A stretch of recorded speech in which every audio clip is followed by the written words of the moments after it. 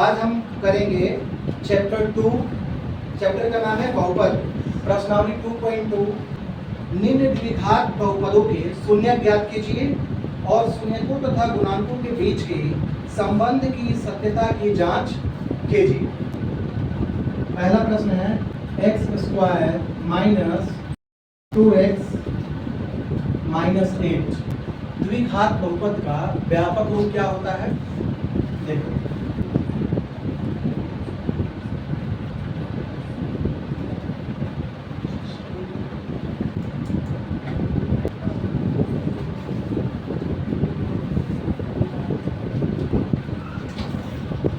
द्विघात बहुपद का व्यापक रूप ax² plus bx plus c। ये क्या है? द्विघात बहुपद का व्यापक रूप है। अगर इसके बराबर में अगर हम 0 लिखेंगे तो ये क्या कहलाएगा? द्विघात समीकरण। क्या कहलाएगा? द्विघात समीकरण। अब देखो यहाँ पर, जैसे एक उदाहरण लेता हूँ मैं, 3x² प्लस 6x प्लस 1 बराबर 0। अब यहाँ मैं बोलूँगा कि a का मान क्या है यहाँ पर? तो देखो, ये a का मान यहाँ पर क्या है? 3। b का मान क्या है? 6 और c का मान क्या है यहाँ पर? 1।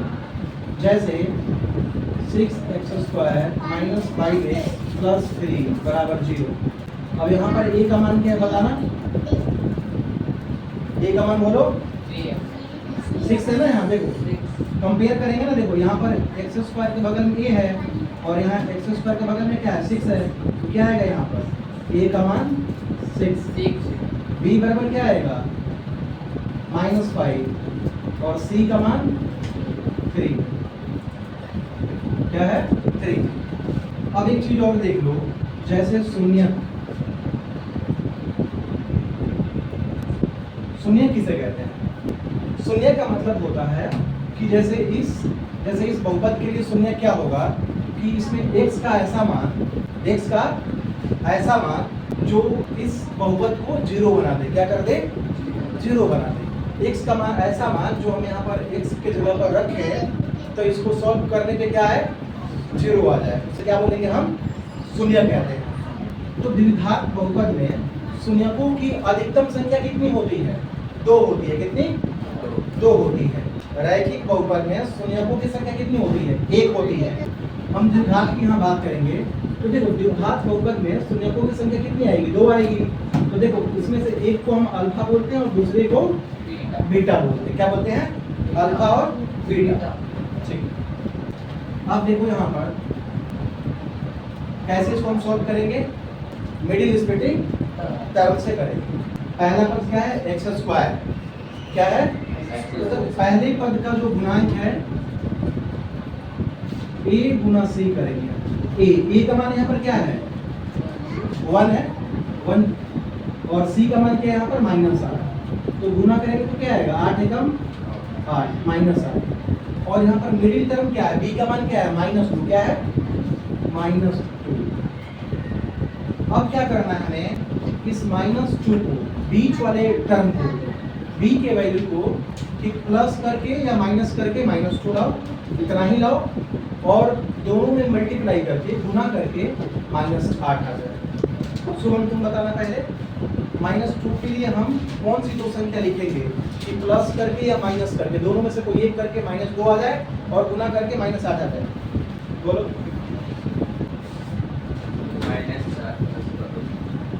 विद्या बोलो। हाँ, क्या बोले शिवम?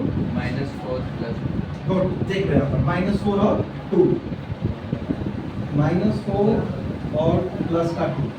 देखो यहाँ पर गुना करेंगे, 4 दूनी 8 और माइनस है तो माइनस आएगा यहाँ पर। -4 और क्या है? 2 है प्लस में, 4 दूनी 8 और यहाँ पर साइन प्लस का है तो माइनस में प्लस से गुना करेंगे तो क्या आएगा? -8। और यहाँ पर 4 में से 2 अगर माइनस करोगे तो क्या आएगा? -2 आएगा ना। 4 में से 2 गया 2, और 4 और 2 में से संख्या कौन सी बड़ी है? 4 बड़ा है। 4 का चिन्ह लिखेंगे माइनस। तो यहाँ पर x² माइनस इस 2x के बदले में क्या लिखेंगे? बोलो, माइनस 4x प्लस 2x और माइनस 2। अब क्या करेंगे, इसमें कॉमन लेंगे। कॉमन लेने आता है सबको? थोड़ा मैं आसान बना देता हूँ। देखो यहाँ पर x को क्या लिखेंगे, x गुने में x माइनस 4 गुने में x प्लस 2 गुने में x और माइनस 8 के लिए हम 2 गुना 4 लिख सकते हैं। अब क्या करेंगे, इन दोनों में क्या कॉमन है, क्या मिल रहा है, x और x। x को हम बाहर ले लेंगे, एक x हमने बाहर ले लिया तो यहाँ पर क्या बच गया, एक x बच गया। फिर माइनस है तो माइनस, x को तो बाहर ले लिया, क्या बच गया यहाँ पर 4। फिर प्लस क्या यहाँ पर मिल रहा है 2 को हमने बाहर ले लिया तो यहाँ क्या बच गया x माइनस 4।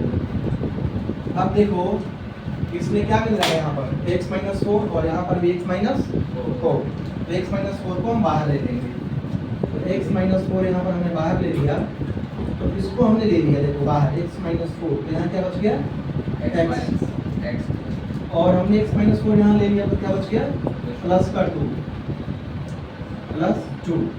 अब क्या करेंगे, यहाँ पर 0 लगा देंगे, द्विघात समीकरण। अब लिखेंगे यहाँ पर यदि x माइनस 4 बराबर 0, इसलिए x बराबर, ये माइनस 4 उधर जाएगा तो प्लस 4 होगा, तो 0 और ये क्या होगा प्लस 4, तो 0 में 4 प्लस करेंगे तो 4 होगा। फिर लिखेंगे यदि x प्लस 2 बराबर 0, इसलिए x बराबर क्या होगा, ये 0 है और प्लस 2 उधर जाएगा तो माइनस 2, और 0 में से माइनस 2 माइनस करेंगे तो माइनस 2। तो हमारा x का मान क्या आ गया 4 और माइनस 2, यानी कि ये क्या है शून्यक है। 4 और माइनस 2 क्या है लेकिन, इसलिए x बराबर 4 और माइनस 2, ये हमारा शून्यक आ गया। क्या गया शून्यक। अब इस समीकरण में 4 रखेंगे अगर तो इसका वैल्यू क्या आएगा 0, माइनस 2 रखेंगे तो भी क्या आएगा 0, इसलिए इसको हम क्या बोलते हैं शून्यक। यानी कि ये दोनों वैल्यू अगर इसमें हम रखेंगे बारी बारी से तो ये हमारा बहुपद क्या बन जाएगा 0 बन जाएगा, शून्य बन जाएगा, इसलिए क्या नाम है इसका शून्यक। अब देखो इसको एक को हम मान लेंगे अल्फा और दूसरे को मान लेंगे बीटा, तो अल्फा हो गया 4 और बीटा हो गया माइनस 2। ये का मान क्या है बताना, इसमें 1 है, बी का मान माइनस 2 और सी का मान माइनस 8। अब क्या करेंगे, शून्याङ्कों का योग लिखेंगे यहाँ पर, शून्याङ्कों का योग।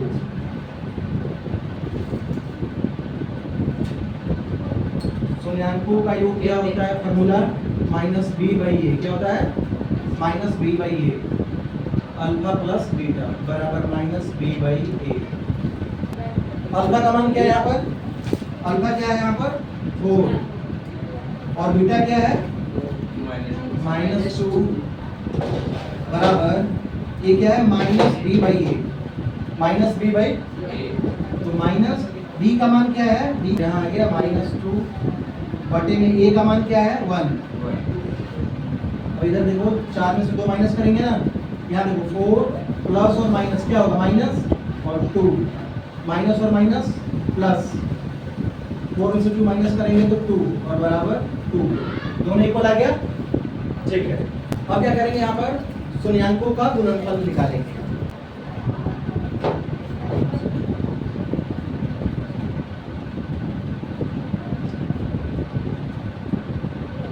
शून्याङ्कों का गुणनफल,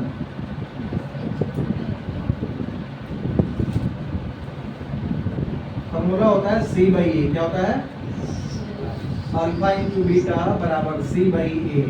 अल्फा का मान कितना है बताओ 4 है, बीटा का मान क्या है माइनस 2, सी का मान क्या है यहाँ पर माइनस 8 और ए का मान क्या है 1। यहाँ देखो 4 दूनी 8 और यहाँ माइनस है तो माइनस और यहाँ पर माइनस 8, दोनों तरफ इक्वल है, क्या लिखेंगे सत्यापित।